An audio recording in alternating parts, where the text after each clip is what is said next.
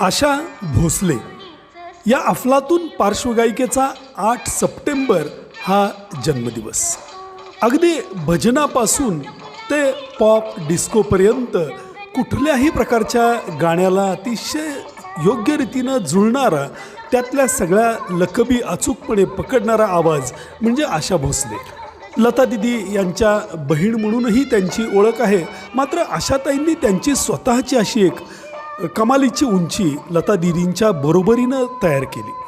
त्यांचे काही चाहते तर लता दीदींपेक्षा आशाताईंना उजवं मानतात. अर्थात तुलना करणं योग्य नाही, त्यामुळं आनंदाचा मजा जातो. आशाताईंच्या गाण्यांनी रसिकांना जो आनंद दिला तो अवर्णनीय आहे. लता दिदी काय किंवा आशा भोसले काय, यांनी आमच्या पिढीच्या सर्वच रसिकांना अत्यंत अफलातून असं प्रसन्न करून टाकणारी गाणी दिली.